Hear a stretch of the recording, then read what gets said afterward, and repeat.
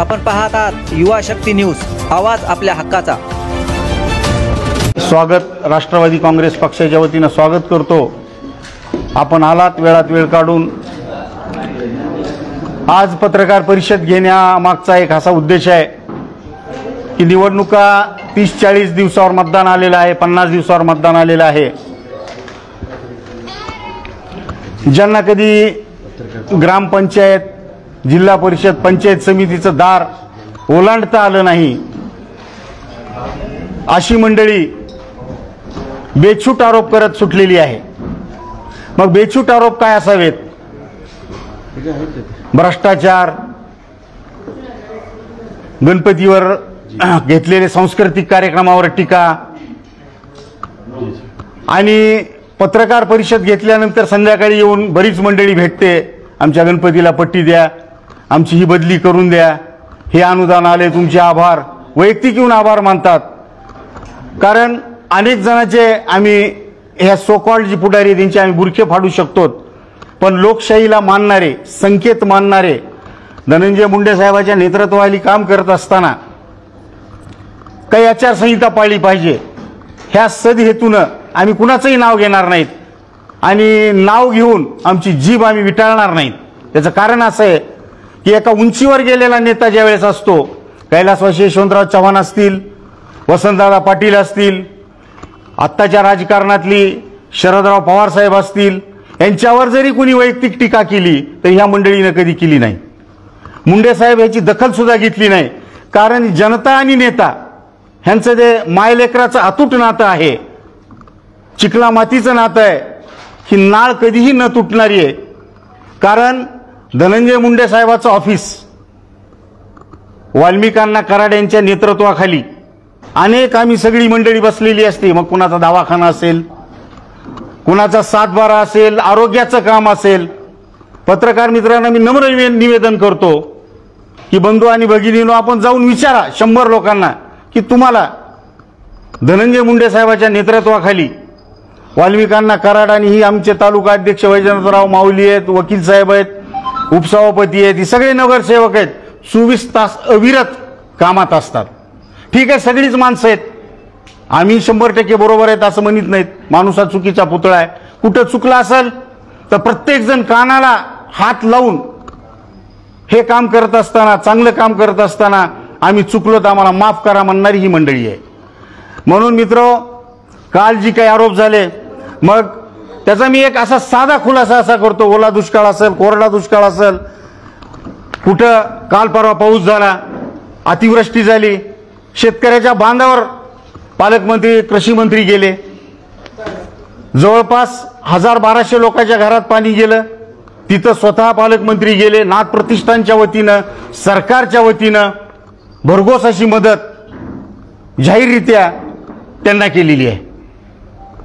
कारण एखाद्याचा संसार वाहून गेला, शेत 100% झालं तर 100% नुकसान कधीच कुणीच देत नाही, पण एक मदतीचा हात, फुल नाही फुलाची पाकळी, किमान त्याचा तेवढा घसारा भरून निघावा याच्यासाठी प्रामाणिक प्रयत्न करणारा धनंजय मुंडे साहेब आणि त्यांची सगळी आम्ही टीम आहोत। काल परवा माध्यमाच्या समोर, आपल्या सगळ्याच्या समोर बऱ्याच जणांनी काही गरळ ओकली,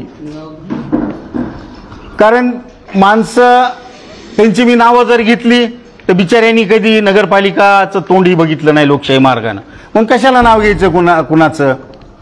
कारण धनंजय मुंडे साहेबाचा काम, कार्यकर्ता आणि जनता ह्या तिघाशी ऋणानुबंध आणि विकासाचं नातं असल्यामुळं ठीक आहे, निवडणूक आली, त्यांनी काय मजा करायची, आम्ही त्यांचं अभिनंदन करू, कारण तेही लोकशाही जागृत ठेवत आहेत, त्यांनी त्यांचं खुशाल काम करावं, जनता त्याचा निर्णय घेईल, कारण लेखाजोखा हा जनतेच्या हातात असतो।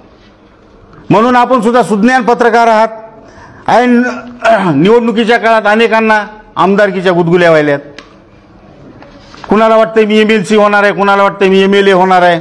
5 वर्षे कुठे गेली होती मंडळी? तुम्ही पत्रकार नाही तर शेतकरी म्हणून, एक सामान्य नागरिक म्हणून तुम्ही बघा, गेल्या 5 वर्षाच्या काळामध्ये ही सगळी काळजी आमच्यावर गरळ ओकून, नेतृत्वावर गरळ ओकून जी गेलेली कंपनी आहे, 5 वर्ष कधी मोर्चा काढलाय का? शेतकऱ्याला शेतीमालाला भाव देणारे म्हणणारे शेतात सकाळी 7ला गेलाय का कोणी? 4 पुस्तकं ऐकायचे, 10ला झोपीतून उठायचं, पारावर जाऊन बसायचं, तुमचं आमचंच ऐकायचं आणि त्याच्यावर त्याचं मत बनवायचं आणि आमच्यावर टीका करायची.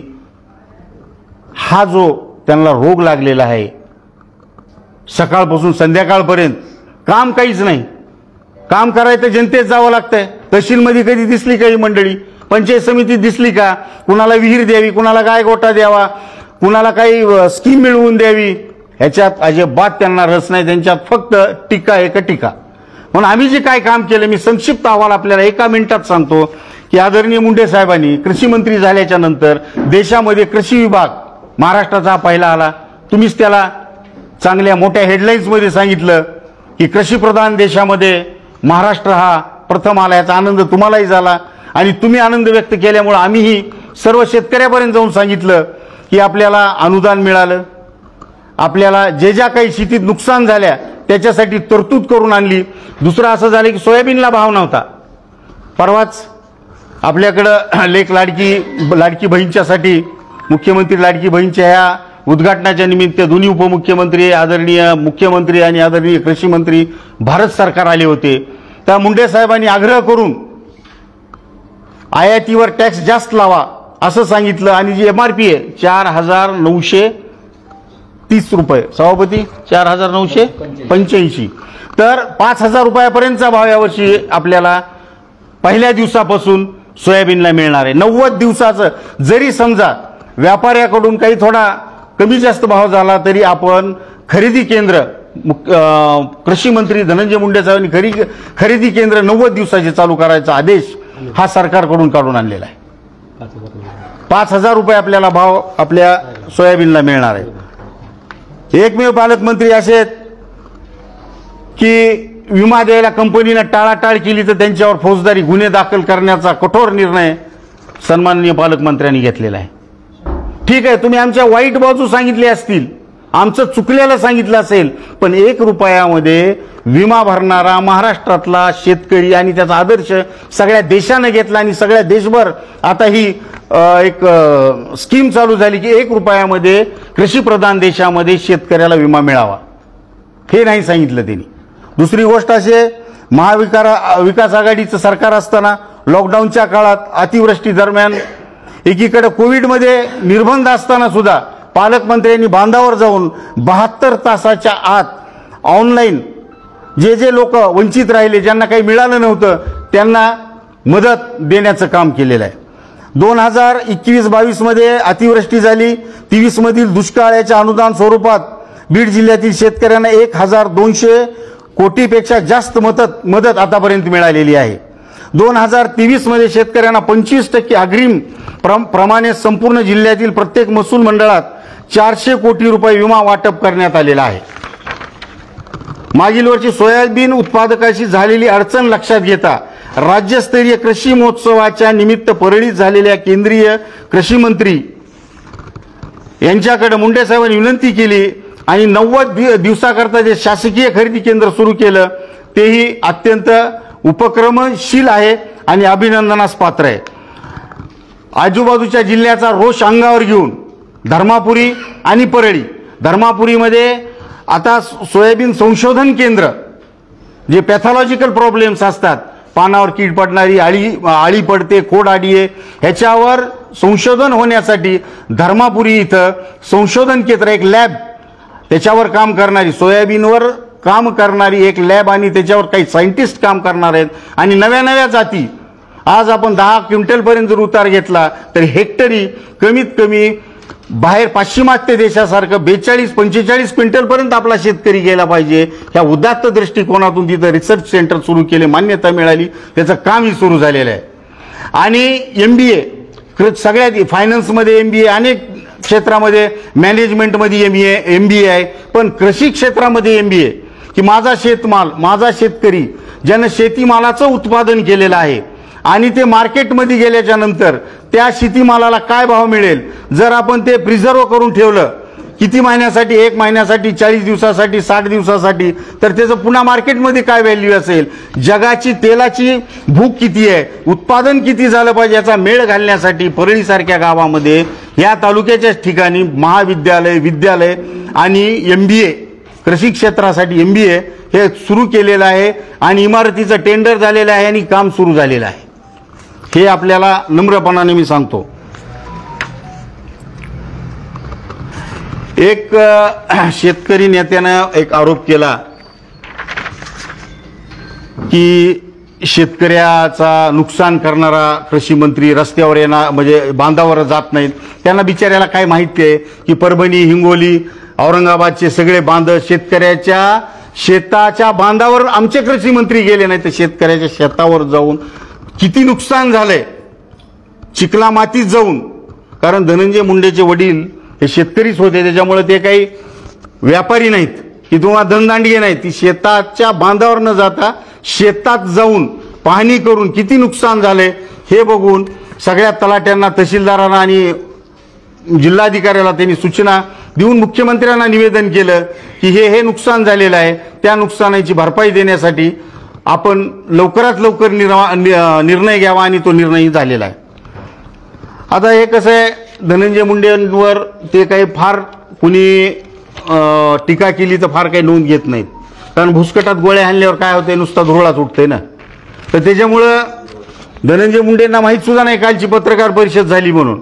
आणि आमच्या सहकार्यांनी सांगितलं होतं की आपण कुणाला काही उत्तर द्यायचं नाही, पण आपण काम करीत असताना आपण रस्त्यावर आहेत, शेतावर आहेत, लोकांच्या प्रश्नात गुंतवून घेणारा हा माझा राष्ट्रवादी काँग्रेसचा कार्यकर्ता आहे. आणि जर पुढून हे अशा जर बेछूट गोळीबार करीत असतील बिनकामाचे तर त्याला एक नेतृत्वानं, संघटनेने, एक संघटना म्हणून मी ते जे कोणी होते त्यांना आम्ही एक सांगायलो की बाबा तुम्हाला जे विरोध करता येते आमचीही पातळी घसरू शकते. कारण ज्या गावच्या बोरी त्याच गावच्या बाबळी. तुम्ही ज्या भाषेत आमच्यावर टीका केली, जी भाषा तुमची पाय घसरून गेली, आमचाही पाय घसरेल.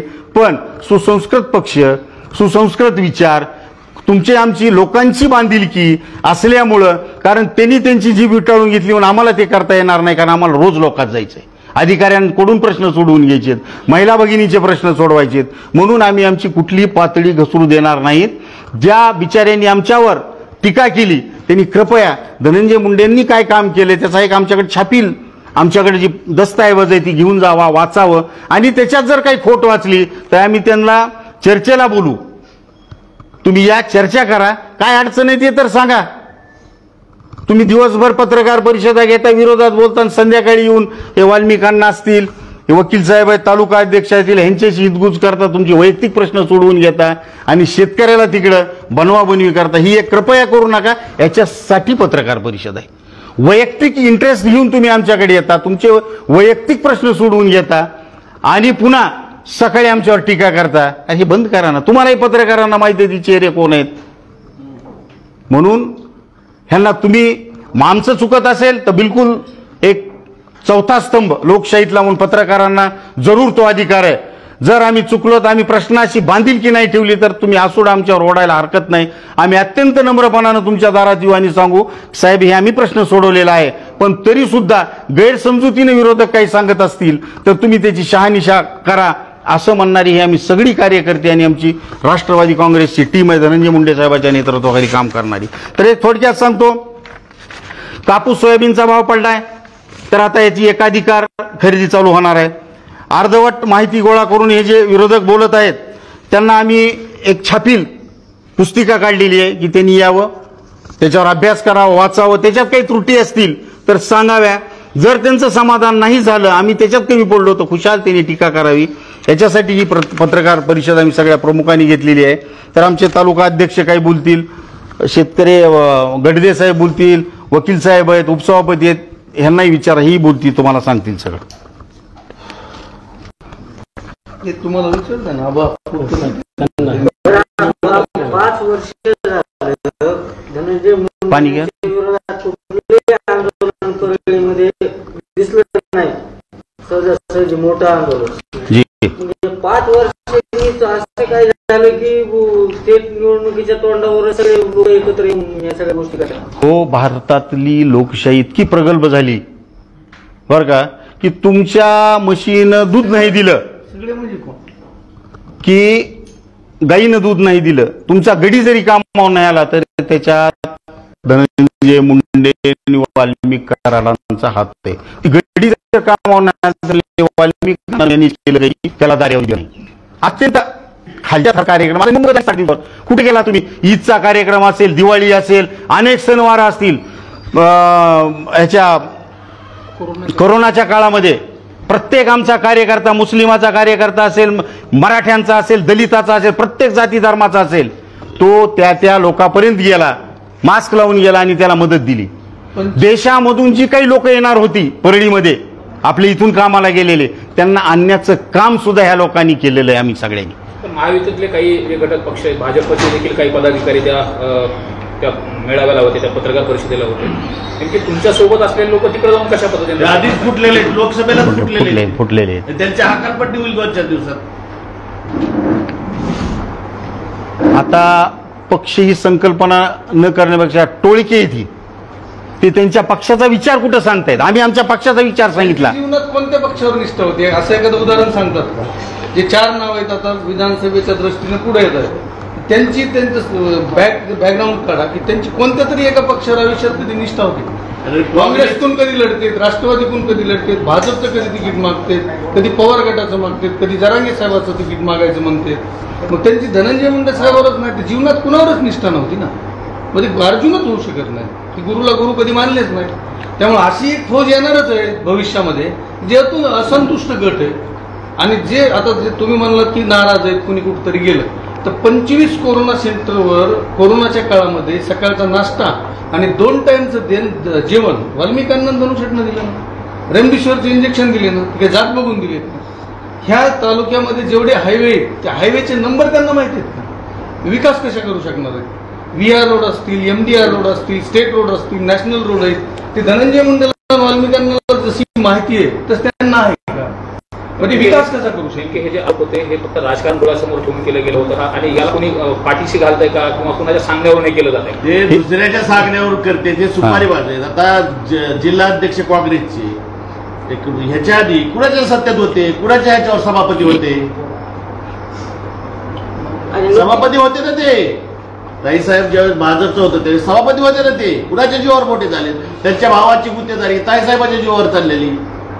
पण आता काल पत्रकार परिषद घेतली त्यांनी, कुठं कोण्या पक्षाची कोण्या पक्षाची त्यांच्या नेत्यावर आरोप केले शिवसेनेच्या हल्ली, त्याच्याबद्दल काय आंदोलन केलेलं आहे?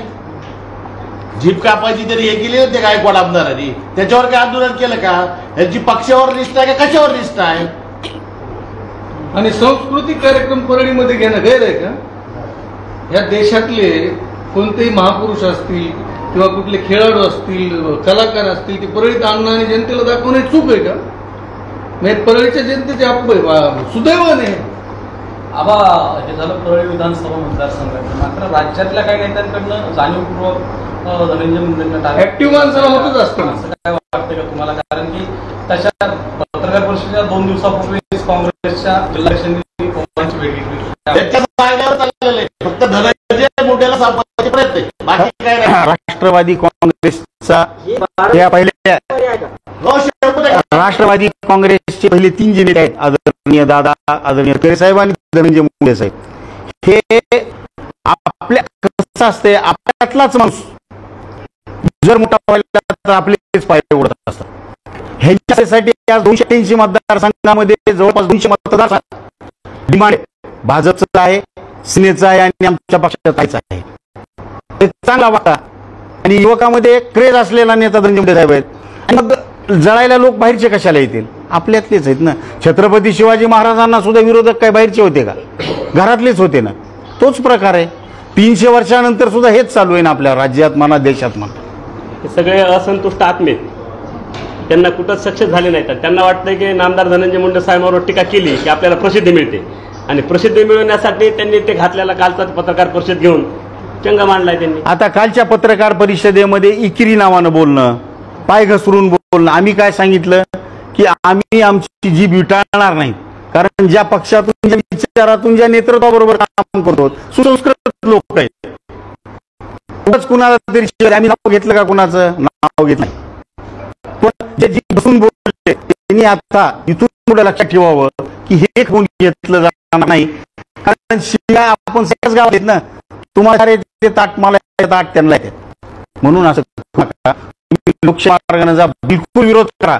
स्वागत आहे विरोधकांचं स्वागत. तुम्ही प्रचाराची सभा आमच्याकडे या, कधी वाटत भेट द्यायचं आम्ही चहा बाजू जीव घालू. तुम्ही तुमच्या लोकशाही मार्गाने चला ना. आम्ही कधीही दर्जा रचून बोलणार नाहीत, कारण काम एक काम, आमची जात काम, आमचं धर्म काम, आमचं सगळं काही काम जनतेशी बांधिलकी, हेच आमचं उद्दिष्ट, हेच राजकारणाचं उद्दिष्ट आहे आमचं. शेतकऱ्यांना मदत मिळाली नाही असं त्यांचं म्हणणं आहे. त्याच्यामुळे 23 तारखेला ते मोर्चा काढते. त्या मोर्चाकडे कसं बघतात? नाही, मोर्चा काढायचं तर लोकांचं काढावं, ट्रॅक्टरचं बैलगाड्याचं काय किरायाने भेटते ते लोकांचं काढावं. काय अस्तित्व आहे तिथं कळलं, जनतेचा मोर्चा काढावं. ट्रॅक्टरला बैलगाड्याला आडवलं पाहिजे काय? मोर्चा काढा लोकांचं काढावं, ट्रॅक्टर बैलगाड्या किरायाने भेटतात.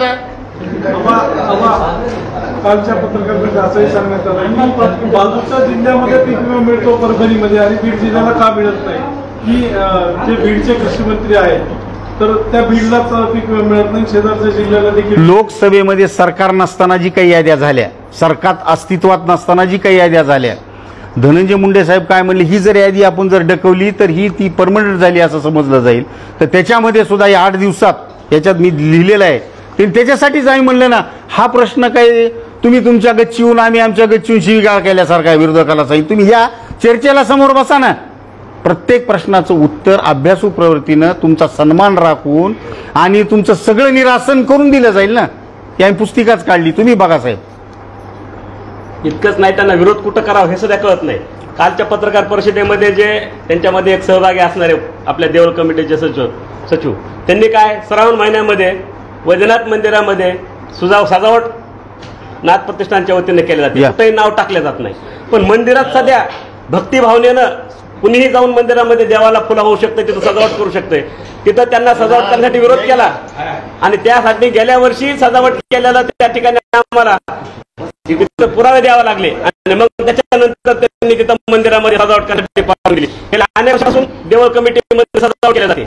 महिन्यामध्ये विनाकारण त्या ठिकाणी विरोध करण्यात आला. पत्रकारांनी विचारलं देवळ कमिटीमध्ये काय काय नाही, कुठे चालती चाव्या कुठं असतात, सरावर महिन्या दिवशी खिशात असतात. म्हणजे कुणाला मध्येच वाढायचं, कुणाला लाईट वाढायचं, एवढा कारभार चालू. 2018-19 मध्ये परळीतल्या काही महसूल मंडळामध्ये पीक विमा मिळाला होता. त्या प्रश्नावर स्वतः धनंजय मुंडे यांनी आवाज उठवला होता. परंतु ते ज्यावेळेस कृषी मंत्री झाले त्यावेळेस सुद्धा त्या प्रश्नाचा त्यांना विसर पडला आणि ते पीक विमा मिळाला नाही असा आरोप त्यांनी परवा पत्रकारितेत केला. मी सांगतो पट्टेवडगाव होता, 2 घरं होती. ते पावसाची आणेवारी जी होती तलाठी सज्जावरची ती त्याला भेटला ना साहेब, त्याला युवा त्याचे पुरावे देत होता आम्ही तुम्हाला. हो भेटला त्याला, लेट झालता ते डिक्लेअर केलंय साहेब, ते दोन्ही डिक्लेअर केले, धर्मापुरी आणि पट्टीवडगाव. 2023 म्हणलात ना तुम्ही, बरं गुन्हे दाखल केले.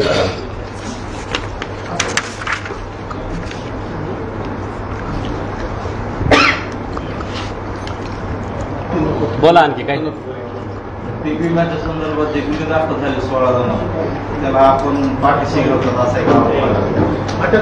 आमचा काहीच संबंध नाही. पीक विमा दाखल करण्यात घ्यायला तुम्हाला कुणाचे लोक आहेत, कुठून भरलेत, हे लोक टॅली करा, कुणाचे एक टोळी त्या पीक विम्यामध्ये गुन्हे दाखल करा. गुन्हे दाखल झालेलेच आहेत, त्याच्यात अटक करा. गुन्हे दाखल झालेले परळीतले सुद्धा काही दोघं तिघ आहेत आणि त्याच्यानंतर त्या जे ग्रामीण भागात होते ते सुद्धा पकडलेले आहेत आणि त्यांनी सदा सुद्धा काढून आलेले आहेत. हो, जेलमधून आलेले, जेलमधून जाऊ काही ऍब्सकॉन्ड आहेत, फरार आहेत त्याच्यातले काही 2. आम्ही देवळ कमिटीचा देवाचा विषयवर आम्ही काही करत होता. दाराला आम्ही 10 वेळेस गपची बसविलेली. पुरावे काय देवळ कमिटी आम्हाला देवाच्या ठिकाणी राजकारण करायचं नव्हतं, पण आता ते उतरायला तर राजकारण करूत आम्ही, त्याच्यात काय विषय आहे. लालाकड सगळे नाही, पण ऐका ना, सगळ्या भ्रष्टाचाराचे 4-4 वर्ष दिलेले पुरावे, तिथले पहिले पितळाचे भांडे, तिथले दागदागिने, मोठमोठ्या घंट्या, जे आलेले आरोप आम्ही पोलीस स्टेशनला सुद्धा तक्रारी आहेत. साहेबांना सुद्धा हे आपले साहेब पालकमंत्री म्हणून त्यांना सुद्धा दिलेत, मुख्यमंत्र्यांना सुद्धा दिलेले आहेत. अहो, ह्यांचे कुठलेही शेतीविषयी घ्यायला कुठली माहिती नसताना ह्यांचे लेकरं परदेशामध्ये मंदिरच्या पैशावर शिकायला जातात. तुम्ही बघा, त्यांचे अकाउंट चेक करा, कुठून कुठून परदेशामध्ये पैसे जातात. ह्याच्यावर कुणीच लक्ष देणार आहे का नाही?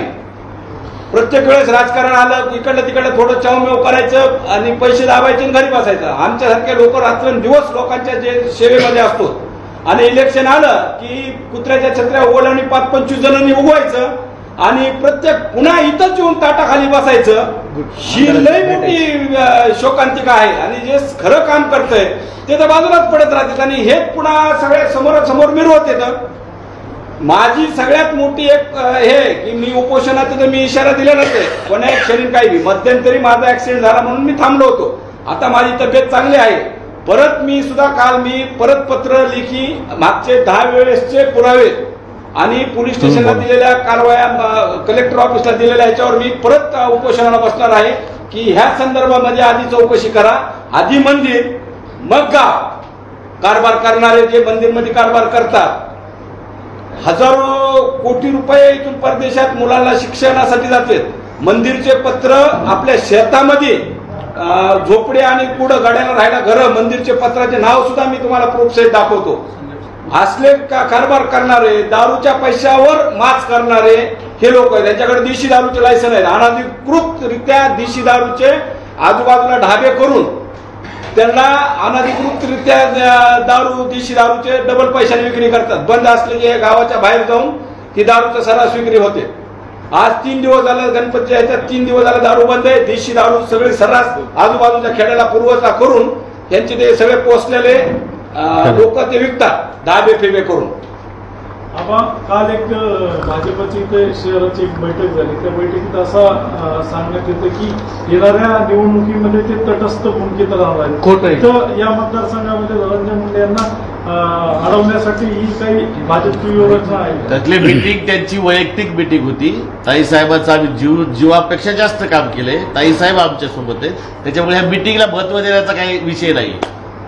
तुम्हाला मतदारसंघामधल्या मतदानावर तर लक्ष देत असेल की काम केलं का नाही. प्रत्येक बूथ प्लस आपण लोकसभेमध्ये श्रीकृष्णाची भूमिका टोटल रथ जे जिल्हाभर हाकला ते आमचे नेते धनंजय मुंडे आणि त्यांचे सर्व सहकारी सगळे आम्ही कार्यकर्ते आमचा तालुका अध्यक्ष महिला अध्यक्ष सगळे असतील. एक पाऊल भाजपच्या पुढे ठेवून आम्ही इमानी इतबारे जाती तेढ निर्माण झाली होती धार्मिक तेढ निर्माण झाली होती पण कार्यकर्त्यानं छातीचा कोट करून कुठलीही पर्वा न करता भारतीय जनता पक्षाचं काम महाराष्ट्रात कुठं झालं असेल इतकं माहीत नाही पण आम्ही पहिल्यांदा मी पहिल्यांदा माझ्या आयुष्यामध्ये राष्ट्रवादी काँग्रेसचा जिल्हाध्यक्ष म्हणून सांगतो मी धनंजय मुंडे साहेबांच्या नेतृत्वाखाली पहिल्यांदाच आज भारतीय जनता पक्षाला मतदान केलं. कधी आयुष्यात केलं नव्हतं. हे कुणामुळं केलं? नेतृत्वामुळं केलं. म्हणून आम्ही त्यांचं काम केलं. आता कुणी नाराजी व्यक्त केली असेल त्यांचं वैयक्तिक काही कारण असेल पण पक्षाची त्यांची भूमिका ही आपल्याबरोबरच आहे. पीक विम्यासंदर्भात आज कृषी मंत्री यांनी बैठक घेतली बरं का. रँडम सर्वे केला 8 दिवसात पूर्ण करून हा रँडम सर्वे पूर्ण करून 25% रक्कम आत्ता बैठक झाली मंत्रालयात निरोप आला आणि तुमच्या माध्यमातून मी ही सगळ्या विरोधकांना आणि शेतकऱ्यांना सुखद माहिती आणि विरोधकांना चपराक म्हणून सांगतो की रँडम सर्वे 8 दिवसात पूर्ण करून 25% अग्रिम देण्याचा निर्णय हा कॅबिनेटमध्ये शासकीय स्तरावर मुख्यमंत्र्यांनी त्याला सकारात्मकता दाखवली आणि अर्थ खात्यामध्ये तरतूद सुद्धा केलेली आहे.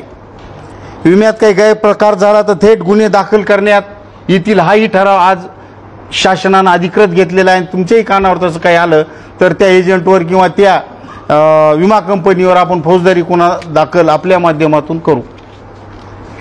लोकसभा निवडणुकीमध्ये परळीने सर्वाधिक मताधिक्य दिलं होतं. विधानसभेला काय चित्र असेल कशा पद्धतीने तुमची तयारी झालेली आहे? पीटी फुटल्यावर कळलं साहेब. एक पाऊल पडते पुढे. पीटी फुटल्यावर कळलं काय तयारी असेल. काल जर 2 मतं मिळाली असतील तर आज किती थांबते ते कळणारच आहे. काय लाभ आहे काय त्यांच्यातला अवमेळ पण दिसेल. त्यातले काही जण आपल्याकडे दिला असं वाटतंय 100% गरज नाही त्यांची. आम्हाला गरज नाही. आम्ही खूप आहेत. तुम्ही इतके जण आहे जनता इतकी आहे. बहिर्भाऊ एक आहेत त्याच्यामुळे तिसऱ्या तरी बाबू इथं लागू शकत नाही. ते कुणी बी असू द्या कुठला बी असू द्या दाखवून दिले लोकसभेला बघितलंय रे सगळ्यांनी. नगरपालिकेमध्ये नगरसेवक पदाला उभा टाकलं किंवा नगराध्यक्षाला उभा टाकलं तर 2 संख्या सुद्धा वाढत नाही. 2 संख्या वाढत नाही.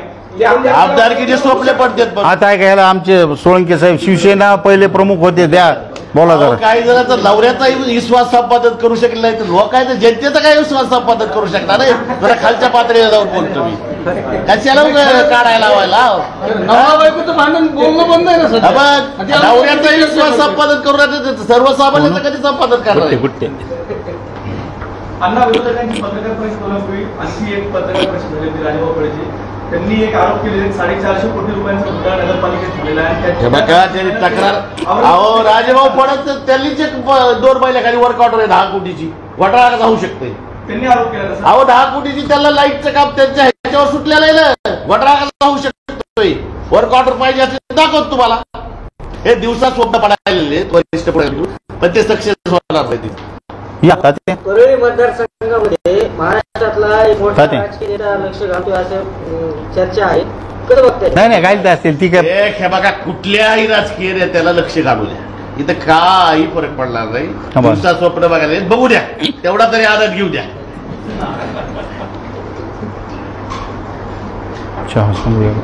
चहा सांगा सगळं. त्याला आमचं एक चॅलेंज आहे. बैलगाडी ट्रॅक्टर रद्द करा. तुम्ही बी तिकडून विरोधात मोर्चा काढा. आम्ही विरोधात मोर्चा काढतो. समोरासमोर उद्याला तुम्हाला बी बघायला मजा येईल. पत्रकारांना बी खरी कुणाची ताकद आहे काय काय. बैलगाड्या ट्रॅक्टर किरायाला भेटतील तो. आणि गावगाव मतं कसे पडतात ते पण बघा. हो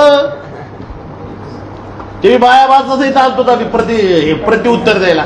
बैलगाडी ट्रॅक्टर काय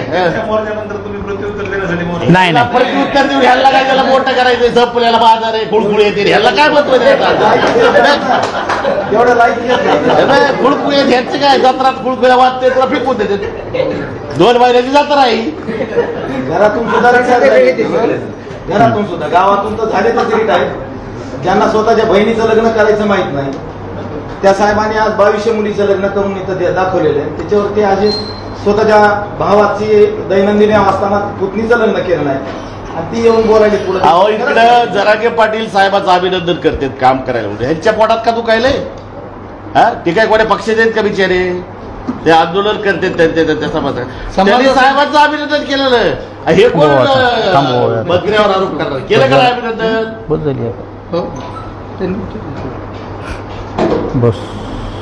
Subscribe now and press the bell icon. Never miss an update.